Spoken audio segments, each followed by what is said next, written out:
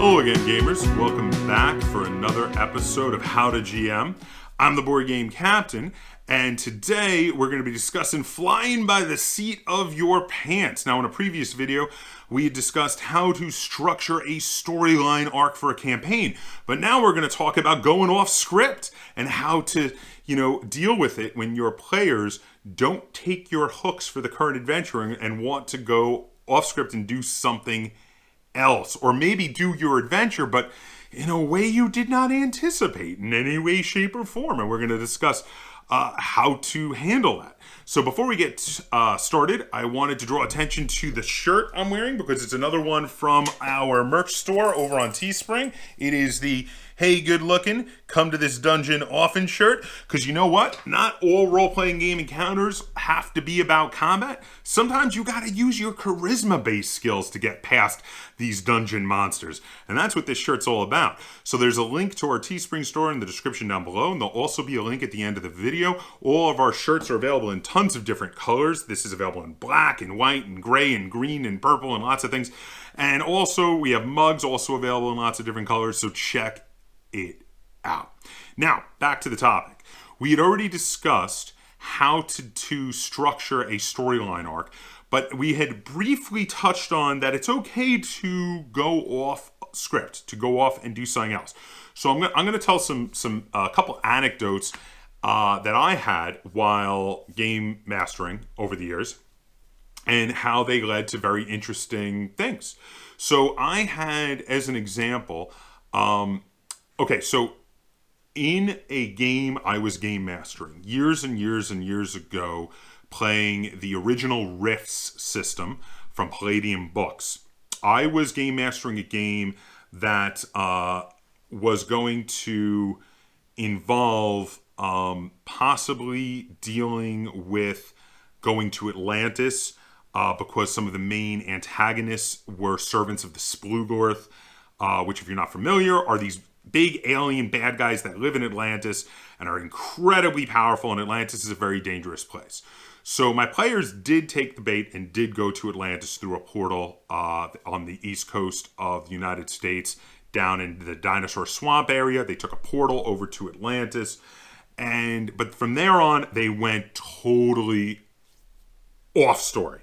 Now, what do I mean? So they went and did things. First off, they did things in Atlantis that I had not thought of at all. They had ideas about stuff they wanted to do and ways they wanted to solve their problems. And also, just stuff they wanted to do that had nothing to do with their quest while they were there. It mainly involved a robbery for weapons, which was not at all something to do with their quest. And then a slave revolt. They helped a bunch because the evil bad guys who rule Atlantis are known as interdimensional slavers. They helped a bunch of slaves escape, armed them with the weapons they stole from the arms theft, and then used the distraction to achieve their goals in ways I had never thought of. There were things that it didn't occur to me. Now, when my players said to me, "Can we do this?" And generally speaking, when my players say, "Can we do this?" I don't ever want to say no. And it is a good idea to not say no just because it's something you haven't thought of, because that's going to ruin the gaming experience for your players. The thing about these role-playing games is that, generally speaking, their appeal over just playing a video game role-playing game is that you can do whatever you want. So if you take that away from your players, the ability to do whatever they want, whenever they want, that's a bad thing. Now, will they succeed at it? That's another story. So I don't answer yes. What I say is, you can try. And in this case, they tried and rolled well and got some good skill rolls, and the robbery went off without a hitch. There were some complications during the helping the slaves escape. They had to fight some guards, but once they cleaned the guards out and got the slaves' weapons, the full-on distraction was underway. And actually, it made their what they did during the rest of the game to achieve the main quest goals that they were actually there to do. It made the rest of it tons easier because it was a massive distraction for the bad guys. So it worked out really well. So now I'm not saying you should hand over the game on a silver platter if your players come up with a completely ridiculous idea that doesn't make any sense. That would make all the guards come running. Sure, make all the guards come running. But if your players are doing well in this idea that they came up with that you didn't think of, and they're defeating all the guards, even in the situation where you really thought it was a bad idea, and they find a way to come out on top, don't ruin it for them. Let them run with it. Let them have fun.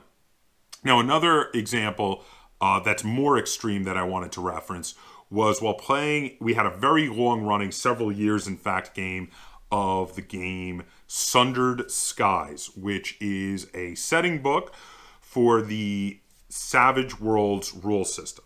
Now, this is a really cool fantasy world where the world is a bunch of floating islands out in a void, and you fly around on like flying pirate ships going on quests and adventures. So I threw a hook at my players for a story I wanted to run, and they did not take the bait at all. Instead, they took their ship and they went gallivanting, and they attacked pirates, and they raided ruins, and they went adventuring, and they kept me on my toes as I was constantly running a mile a minute in my brain, coming up with stuff for them to run into, and they had a blast. And when they were done with that day's gaming, which was literally a bunch of mini missions, raiding ancient ruins, killing monsters, taking down pirates and stealing their stolen goods, things like that. When they were done with all of that, the next game, they said, hey, what was that whole thing you were telling us with that NPC back on that island? I said, oh, well, he had said this. Did you want to go back to that island and find out more? And then they wound up getting back on track for the game that I had planned to run the previous game anyway. So, you know what? Okay. Bottom line, when you are the game master in a game, your job is, one, to control all characters that are not the player characters, all NPCs, all bad guys, all good guys that are not the players. Everybody else in the world, that's you. You're going to control them. Two, to control the world itself, the weather, the goings on, random happenings, things like that. And three, and this is the most important part of your job as game master, is to make sure everybody's having a good time. You and the players. Everybody needs to be having a good time, because the whole point of getting together and role-playing and playing the game is to have a good time. So, if all of your players are bored with the current storyline and they don't want to take the hook of the next adventure you have thrown at them, and instead they talk to an NPC that they find very interesting and they want to delve more into what's going on with them, or they just want to run off and explore and they just want to have like just do a dungeon crawling adventure. They just want to go find some ruins and do some dungeon crawling and fight some monsters and get some treasure.